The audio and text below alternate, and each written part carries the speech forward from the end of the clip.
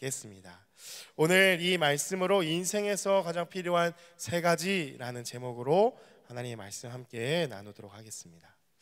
여러분, 우리가 살아가면서 누구나 꿈꾸는 것이 있습니다. 무엇이냐? 개인이나 어떤 가정의 안녕과 번영을 바랍니다. 경제적으로도 어떤 행복, 건강, 더 번성하면서 평안한 상태를 얻는 것을 우리는 누구나 다 꿈을 꾼다라는 것이죠. 이것이 어떤 나라 공동체로 우리가 이야기를 하면 부국강병이라고 또 이야기를 할 수 있죠. 그래서 경제적으로 부유해지고 또 군사력이 많아서 강해지고, 그래서 든든한 나라를 꿈꾸는 것, 그런 공동체가 되는 것을 누구나 다 꿈꾼다라는 것이죠. 그렇다면 하나님은 우리가 어떻게 살아가기를 원하실까? 하나님의 마음은 어디에 또 있으실까? 바벨론 포로를 지나면서 하나님이 이스라엘 백성 가운데 주셨던, 예레미야 선지자를 통해서 주셨던 마음, 우리가 잘 아는 구절인데요. 예레미야 29장 11절의 말씀을 우리 자막을 통해서 같이 함께 읽어보기 원합니다. 함께 읽겠습니다. 여호와의 말씀이니라. 너희를 향한 나의 생각을 아나니 평안이요 재앙이 아니니라. 너희에게 미래와 희망을 주는 것이니라. 아멘. 완전히 절망적인 상황에서 어떤 안녕과 번영과 평화를 기원하고 있는, 원하고 있는 그러한 상황 가운데 하나님의 마음 역시도 평안을 주는 것, 그것을 원하신다라는 것을 이 말씀을 통해서 말씀하고 있다라는 것이죠. 여러분, 평안하기 원하는 것, 평안을 구하는 것은 사람에게 당연한 모습입니다. 그래서 누구도 그러한 평안이 깨져서 갈등의 상태가 있거나 불안에 거하고 싶은 사람은 없다라는 것이죠. 오늘 이 성경에는요, 사람이 그토록 원하는 이 안녕과 번영, 전무후무한 태평성대를 이룬 왕이 등장을 합니다. 누굽니까? 솔로몬입니다. 아마 솔로몬 왕은요, 교회를 다니는 교인뿐만이 아니라 교회를 다니지 않는 사람들도 상식적으로는 알고 있는 인물일 것입니다. 이 오늘 읽은 열왕기상 4장의 말씀에는 다윗에 이어서 솔로몬이 이스라엘의 왕이 되는데, 그가 왕이 되어서 갖게 된 것, 누리게 된 모든 것들을 쭉 서술하고 있는 말씀이 이 열왕기상 4장의 말씀입니다. 우리가 다 읽진 않았지만 여러분 쭉 한번 읽어보시면은, 와, 솔로몬이 다스리던 그때 당시가 엄청났구나. 그래서 지금도 사실 이것을 돈이나 어떤 가치로 환산했을 때 이때와 같이 부국강병을 정말 이루었던 것들을 똑같이 재현할 수 있었던 때는 없었다라고 역사학자들이 그렇게 평가를 하죠. 그래서 정말 전무후무한 막대한 부와 이 강함을 누렸던 때가 바로 이 솔로몬이 다스리던 때라는 것입니다. 이 솔로몬 개인만이 아니라 이스라엘 온 나라가 그들의 땅에서 모든 것을 풍족하게 누렸는데요, 특별히 이 4장 25절의 말씀에 이렇게 기록이 되어 있습니다. 열왕기상 4장 25절 여러분 한번 자막으로 보시면요, 솔로몬이 사는 동안에 유다와 이스라엘이 단에서부터 브엘세바에 이르기까지 각기 포도나무 아래와 무화과나무 아래에서 평안히 살았더라. 여러분, 단에서 브엘세바는 이스라엘 그 지경을 말하는 것이죠. 그러니까 단에서 브엘세바까지 하나님이 허락하신 땅인데 그 어떠한 곳도 침략되지 않고 외세의 어떤 침략 없이 든든히 서갔던 나라라는 것이죠. 또 이 포도나무와 무화과나무는 그냥 단순히 먹을 게 포도나무와 무화과나무가 있었다는 게 아니라 번영과 또한 그 많은 물질들을 상징하는 의미가 있습니다. 그만큼 부족함이 없는 풍족한 그 시대 가운데 진정한 이 평화를 누리며 살았다라는 것을 이 한 절로 나타내고 있다라는 것입니다. 여러분, 이 얼마나 행복한 삶입니까? 여러분, 요즘과 같이 지난 이제 총선이 있었잖아요. 요즘과 같이 어지러운 이 나라와 또 이 국제 정세를 우리가 봤을 때 이런 모습이 참 부럽기도 하고 참 우리가 갈망하게 되는 그러한 모습인 것 같습니다. 그런데 이러한 평안을 누릴 수 있는 이유가 솔로몬에게 있었습니다. 무엇이냐? 솔로몬에게는 바로 이것이 있었기 때문인데요, 여러분, 솔로몬 하면 떠오르는 게 무엇이죠? 한 단어가 있죠? 그렇죠, 지혜입니다. 솔로몬을 수식하는 거죠. 지혜의 왕이 솔로몬이잖아요. 지혜가 있었다라는 것이죠. 그래서 오늘 본문 29절의 말씀을 보면은 하나님께서 솔로몬에게 주신 것들을 이렇게 나타내고 있는데요. 우리 4장 29절 말씀 같이 함께 다시 한번 읽어보겠습니다. 시작. 하나님이 솔로몬에게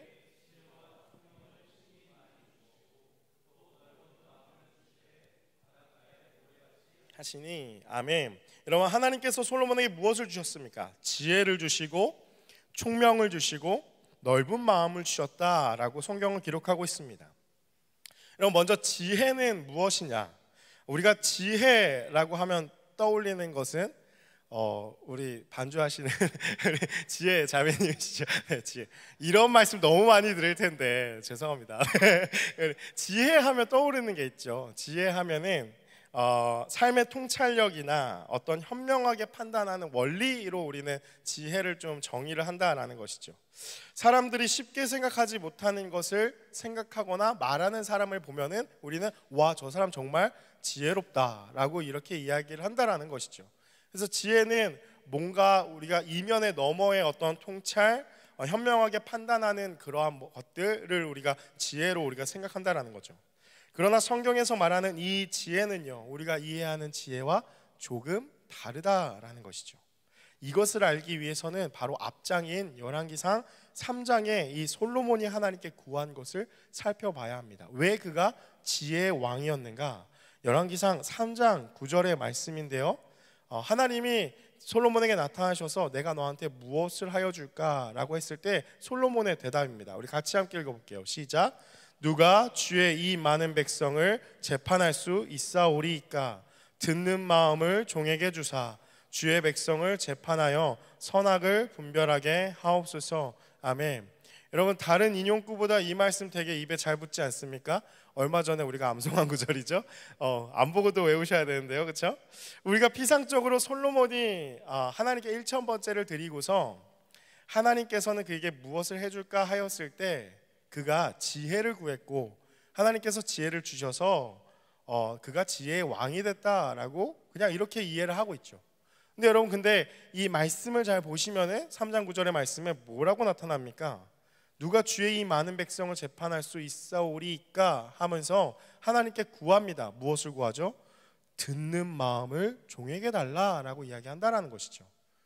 하나님 앞에 지혜 주세요라고 말한 게 아니라 듣는 마음을 주십시오라고 구했다라는 것입니다. 히브리어로 우리가 들어봤던 단어와 같습니다. 바로 신명기에 나타난 쉐마입니다. 들어라 이스라엘아, 쉐마 이스라엘. 그 듣다라는 그 어근이 같아요. 샤마라는 그 언어로 듣다, 순종하다라는 뜻. 이런 백성들의 이야기를 들을 수 있는 그 마음, 하나님의 말씀대로 백성들을 다스리면서 그 말씀 앞에 백성들이 순종하게 할 수 있는 마음인 쉐마를 구한 것이 이 솔로몬이 구한 지혜라는 것입니다. 그래서 이어지는 그 3장의 말씀을 보면요, 하나님께서 솔로몬에게 이렇게 응답하시는데요, 여러분 자막을 통해서 한번 보시면요, 열왕기상 3장 10절부터 14절까지의 말씀인데요, 뭐라고 10절에 이야기를 하냐? 듣는 마음을 주십시오 했더니 하나님이요 뭐라고 얘기하세요? 10절에 솔로몬이 이것을 구하매 그 말씀이 주의 마음에 든지라. 여러분, 지난주 말씀 나눴잖아요. 말씀이 이 듣는 마음 주십시오 그랬더니 하나님 마음에 너무 든 거예요. 아우, 너 진짜 마음에 드는 얘기를 한다. 너 정말 마음에 드는 소리를 하는구나. 듣는 마음 내가 줄게 하면서 11절 말씀에 이렇게 말씀하십니다. 이에 하나님이 그에게 이르시되 내가 이것을 구하도다. 자기를 위하여 장수하기를 구하지 아니하며 부도 구하지 아니하며 자기 원수의 생명을 멸하기도 구하지 아니하고 오직 송사를 듣고 분별하는 이 지혜를 구하였으니 듣는 마음이고 지혜라는 것이죠. 12절의 말씀, 그래서 두 가지를 주시는데요, 두 가지를 나눠서 주시는 거죠. 내가 내 말대로 하여 내게 지혜롭고 총명한 마음을 주노니. 여러분, 근데 뭐라고 나타나 있습니까? 내 앞에도 너와 같은 자가 없었거니와 내 뒤에도 너와 같은 자가 일어남이 없으리라. 전무후무한 지혜를 얻은 자 솔로몬입니다.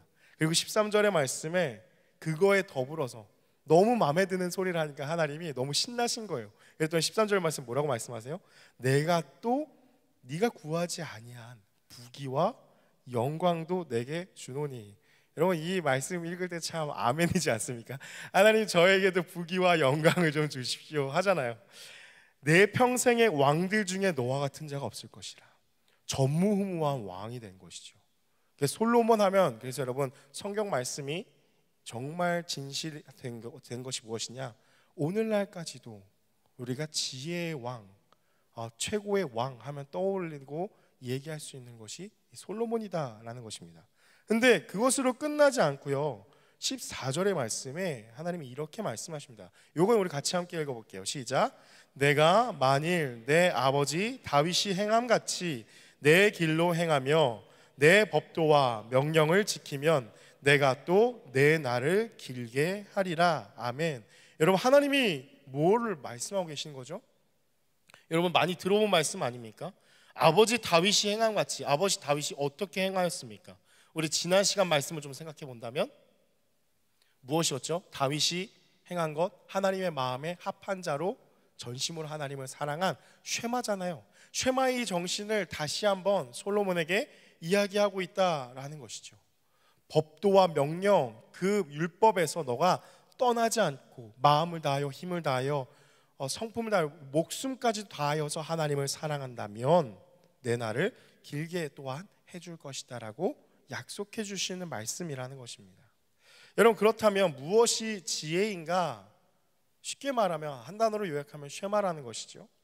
하나님의 말씀을 듣고 그대로 순종하는 삶, 또한 백성들의 많은 송사 앞에서 하나님의 말씀에 따라서 판단하는 것.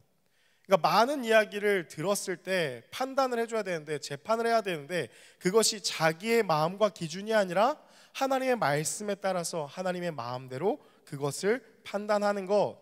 그래서 그 백성들이 말씀대로 순종하게 하는 것, 그것이 바로 지혜다라는 것을 알 수가 있다라는 것입니다. 이 솔로몬이 구한 지혜를 보니까 지혜는 뭐예요? 관계라는 것을 볼 수가 있죠. 하나님과의 관계, 사람과의 관계를 말하는 것입니다. 이것이 바로 잠언에 그대로 드러납니다. 솔로몬이 수많은 잠언을 지었잖아요. 그래서 잠언 대다수가 이제 솔로몬, 그리고 뭐 아굴, 뭐 이렇게 사람들이 같이 모여서 이 잠언이란 책이 우리에게 주어진 것이죠. 오늘의 암송 구절, 여러분 잠언 1장 7절 뭐라고 기록되어 있습니까? 여호와를 경외하는 것이 지식의 근본이다, 파운데이션이다 라고 이야기를 하잖아요. 무엇이냐? 여호와를 경외하는 것, 세상의 모든 지식들의 토대, 근원이 바로 지혜인데 곧 하나님을 경외하는 것이 지혜다라고 말하는 것이죠. 그래서 지혜는 하나님을 경외하는 것입니다. 하나님을 경외한다라는 것은 삶의 우선순위를 하나님께 둔다라는 말입니다. 하나님을 우선순위로 둔다라는 것은 하나님의 관점으로 바라보는 것이고, 생각하는 것이고, 말하는 것이고, 행동하는 것, 살아가는 것을 하나님을 우선순위로 두는 삶, 하나님을 경외하는 삶입니다. 그래서 계속해서 몇 주 동안 나눠드렸던 것처럼 하나님이 무엇을 원하실지, 좋아하실지, 내 삶의 방식의 영역이 아니라 하나님께서 원하시는 삶의 방식으로 삶의 모든 영역에서 하나님이 기뻐하신 것들을 생각하면서 그것을 행하는 삶을 말하는 것, 그것이 바로 여호와를 경외하는 삶, 다시 말하면 지혜라는 것입니다. 그래서 그러한 하나님과의 관계가 바로 서 있을 때 잠언은 또한 사람과의 관계에 대해서도 이야기를 하죠. 그래서 여러분 잠언의 말씀을 하루에 한 잔씩 꼭 묵상하시는 것을 추천드리는 것은 부모와 자녀와의 관계가 어떻게 해야 되는지, 이웃과 친구와의 관계 안에서 어떻게 말을 해야 되는지, 제일 많이 나타나는 잠언의 말씀, 입술, 혀, 말, 정말 많이 나타나거든요. 우리가 말을 어떻게 해야 될지, 분노와 분쟁과 다툼의 상황에서는 어떻게 해결을 해야 하는지, 게으름과 부지런함으로 삶은 어떻게 살아가야 하는지 구체적으로 말하고 있는 것이 바로 이 잠언이 말하고 있는 것이죠. 하나님과의 관계, 사람과의 관계 안에서 어떻게 살아갈까 하는 것이 바로 지혜라는 것입니다. 그래서 솔로몬의 마음의 중심에 있던 것은 바로 하나님이었다는 것입니다. 지혜는 하나님을 경외함, 그분이 기준이 되어서 우선순위가 되어서 옳고 그름을 분별하고 결정하는 능력, 그것이 바로 지혜라는 것입니다. 그럼 두 번째로 하나님이 솔로몬에게 주신 것은 무엇이냐? 총명이라는 것이죠. 총명이라는 것의 원어의 뜻은 무엇이냐면요, 분변하다, 주의하다라는 뜻이 있습니다. 그럼 무엇이냐? 현실의 문제에 딱 닥쳤을 때, 어떠한 문제가 현실에서 닥쳤을 때 그 문제를 정확하게 판단하고 분별할 수 있는, 그러한 해결할 수 있는 판단력, 파악할 수 있는 능력이 바로 이 총명이라는 것입니다. 하나님을 경외하는 자, 하나님을 온전한 하나님과의 관계 안에 있는 자, 지혜가 있는 자는 그 결과로서 이러한 분별력이 주어진다라는 것이죠. 그래서 지혜와 총명, 지혜와 지식, 명철, 이러한 단어들은 세트로 함께 한다라는 거예요. 그냥 따로 떨어져서 생각할 것이 아니라. 그리고 세 번째로 언급하고 있는 것은 무엇이냐? 솔로몬에게 주신 것은 넓은 마음이라고 이야기를 합니다. 넓은 영역에 걸친 지식이라는 뜻인데요, 많은 것들을 알고 품을 수 있는 능력, 다시 말하면 넓은 이해력을 말하는 것입니다. 수많은 세상의 지식들을 이해할 수 있고 받아들일 수 있는 그것이 넓은 마음이라는 것이죠.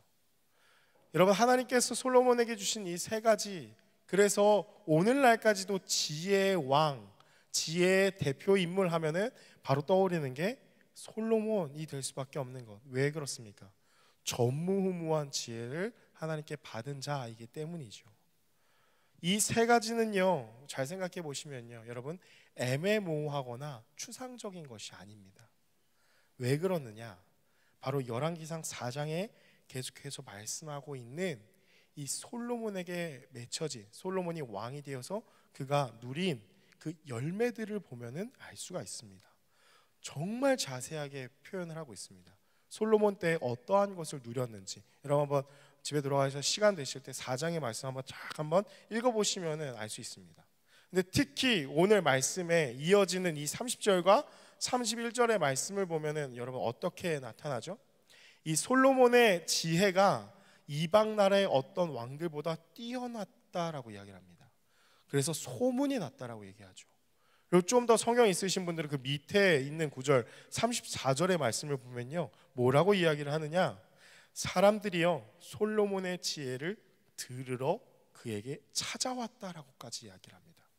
얼마나 그 지혜가 뛰어나면 솔로몬에게 그 지혜를 들으러 찾아왔다라는 것이죠. 사랑하는 여러분, 우리가 정말 기억해야 될 분명한 사실이 있는데요, 무엇이냐면 우리가 예수를 믿는 것과 이 하나님을 경외한다라는 다소 낯선 단어, 그리고 하나님이 기뻐하심을 삶을 살아간다라는 것이 마치 우리는 교회에서 많이 이렇게 듣다 보니까 되게 좀 추상적이고 애매모호한 것 같은 개념으로 우리가 받아들인다라는 것이죠. 관념적으로 우리는 자꾸 신앙을 생각할 때가 많다라는 것입니다. 그런데요, 여러분, 이러한 하나님을 경외하는 것, 하나님이 기뻐하시는 삶을 살아가는 것은요, 지금 내 현실의 삶과 절대 동떨어진 것이 아니다라는 것입니다. 바로 이 열왕기상 4장이 우리에게 그것을 말씀하고 있다라는 것이죠. 여러분, 가끔 신앙생활을 이분법적으로 생각하시는 분들이 있습니다. 하나님을 믿는 것과 내 삶은 별개라고 생각을 합니다. 하나님을 믿는 건 그냥 주일에 한번 가서 예배 드리는 거고, 그리고 월요일부터 토요일까지의 삶은 그냥 내가 내 힘으로, 내 능력으로 열심히 살아가는 거, 최선을 다해 살아가는 게 그게 맞는 거야. 그리고 나서 그냥 주일에 좀 가서 한번 예배 드리면서 그냥 뭐 한번 찬양해주고 기도하고 그냥 헌금 한번 해주는 거, 그게 그냥 신앙생활 하는 거지. 월요일부터 토요일까지는 열심히 살아는 거야. 그게 맞는 거 아니야? 왜 하나님 앞에 부담을 줘? 라고 생각할 수 있죠. 여러분, 그러나 결코 그렇지 않다라는 것입니다. 왜냐?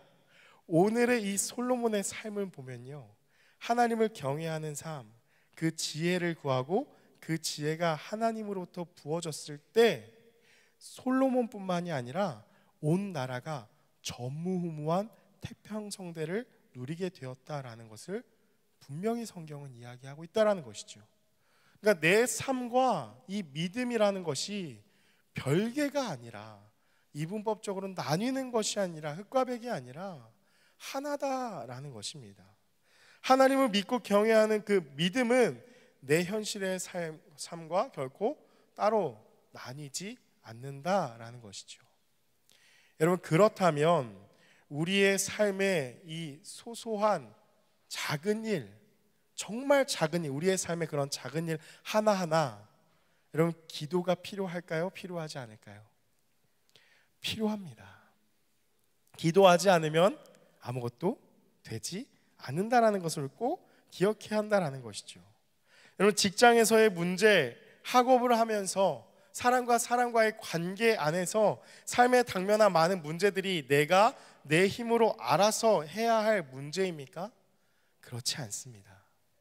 여러분, 다 구해야 하는 것들입니다. 왜냐하면 우리가 살고 있는 지금 이곳은 하나님이 만드신 세상입니다. 하나님의 손길이 미치지 않는 곳이 있습니까? 없습니다.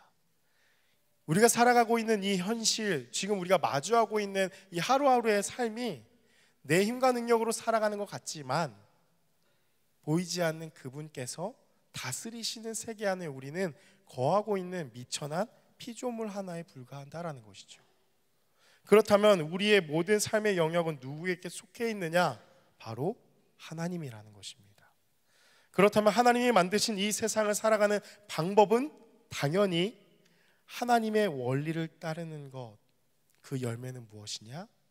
탁월함, 평안이라는 것이죠. 여러분, 성령께서 그것을 알려주시는 것이고 깨닫게 하시는 것입니다. 그래서 그것이 가장 탁월하게 된다라는 것이죠. 사랑하는 여러분, 우리가 한 가지 기억해야 할 것이 무엇이냐면요, 하나님을 경외하는 것, 하나님을 예배하는 것을 여러분 가볍게 여겨서는 안 됩니다. 여러분, 지금 이 자리가 엄청나게 놀라운 자리입니다. 왜 그런지 아십니까? 예배가 무엇입니까? 우리가 예배에 대해서 몇 번 많이 나눴잖아요. 여러분, 그 말씀 기억하세요? 여러분, 예배는요, 하나님을 만나는 곳이죠. 그럼 하나님은 누구십니까? 하나님은요, 우리의 이성으로 이해할 수 없는 영역에 계신, 우리의 이성을 초월하신 신이시잖아요. 그 하나님을 만나는 자리가 바로 이 자리다라고 한다면, 영원 속에 계신 무한하신 그 하나님과 시간 속에 살아가고 있는 이 육체를 입고 살아가고 있는 이 유한한 존재인 인간이 만나는 시간이 이 예배의 시간이라는 것입니다. 그래서 영원에 잇대는 시간, 연결되어지는 시간이 예배의 시간이라는 것이죠. 여러분, 하나님을 우선시하는 시간, 곧 하나님을 경외하면서 그 말씀을 듣는 시간이 바로 이 예배의 시간이라는 것입니다. 근데 여러분, 이 예배 시간이 왜 중요한가? 참된 지혜이신, 능력이신 하나님의 말씀을 들을 때에 곧 이 세상의 문제를 해결할 수 있는 능력을 경험하게 되는 것이 예배 시간이기 때문입니다. 그렇기에 하나님을 예배할 때 여러분, 놀라운 역사가 일어나는데요, 수많은 믿음의 선배들의 간증이고 아마 이 가운데 계신 여러분들 중에서도 그런 경험을 해보셨을 것입니다. 무엇이냐? 여러분, 우리가 예배할 때요, 그냥 가만히 있고 비현실을 살아가는 것이 아닙니다. 영원하신 하나님, 모든 지혜와 지식에 충만하신 하나님을 만나기 때문에 예배할 때 믿음의 선배들의 간증 어떤 것이 있었냐면요, 사업하시는 분들은요, 사업의 아이템이 떠오릅니다. 예배하는 시간이에요. 기도하다가 갑자기 떠오르는 거예요. 말씀을 듣다가 갑자기 떠오릅니다. 찬양을 하다가 떠오르는 거예요. 그것을 그대로 받은 대로 적용했을 때 하나님께서 열어주시는 지혜가, 그 열매가 맺혀진다라는 것이죠. 우리 안에 겹겹이 엉켜있는, 쌓여있는, 정말 풀리지 않는 그 실타래와 같은 문제들 해결할 수 있는 방법이요, 예배할 때 생각이 납니다. 정말 놀라운 것은요, 미술하시는 분들 이미지가 떠오릅니다. 하나님이 주신 그림이 있습니다. 음악을 하시는 분들이요, 하나님이 주시는 악상이 떠오르게 됩니다. 하나님이 주신 멜로디가 있다라는 것이죠. 여러분, 그것들이 실제라는 것입니다. 그래서 여러분, 우리가 믿음의 삶을 살아간다라는 것이 마치 보이지 않는 하나님을 예배한다고 하니까 내 삶의 실제와 전혀 무관한 뭔가 관념적인 것 같이 생각을 할 때가 참으로 많다라는 것이죠. 그러나 하나님은 실제로 살아계셔서 우리의 삶을 인도하시는 분이다 라는 것을 우리가 생각해 봤을 때, 예배할 때 놀라운 일들이 일어난다는 것은 너무도 수많은 사람들의 간증으로 이미 나타나 있다는 것이죠. 여러분, 이것은 공예배뿐만이 아니라 우리의 삶의 현장에서도 동일하게 나타납니다. 여러분의 한 주간 거하는 그곳에서 여러분 문제 앞에서 기도하시기 바랍니다. 여러분이 한 주간 거하는 그 학교에서, 그 강의실에서 기도하시기 바랍니다. 그 연구실에서 기도하시기 바랍니다. 그 직장에서 꼭 기도하셔야 합니다. 그러지 않는다면 어떠한 열매도 맺혀질 수 없다라는 것이죠. 하나님의 지혜와 탁월함, 분별력, 판단력, 기도하고 하나님을 예배하는 그곳에서 풍성한 열매를 맺게 하신다라는 것입니다. 사랑하는 여러분, 말씀을 마무리합니다. 여러분, 하나님을 모르는 세상에서는요, 그 세상이 말하는 인생에 가장 필요한 세 가지가 있습니다. 무엇을 얘기할까요? 돈과 권력과 쾌락을 이야기합니다. 이 세 가지만 있으면은 세상을 정말 잘 살아갈 수 있다고 이야기를 하고, 누구나 이 세 가지를 얻기를 원한다라는 것이죠. 그러나 우리가 꿈꾸는 이 안녕과 번영을 누린 이 솔로몬의 삶을 볼 때, 여러분, 말씀에 기록되어 있잖아요. 이 솔로몬보다 전무후무한 왕이잖아요.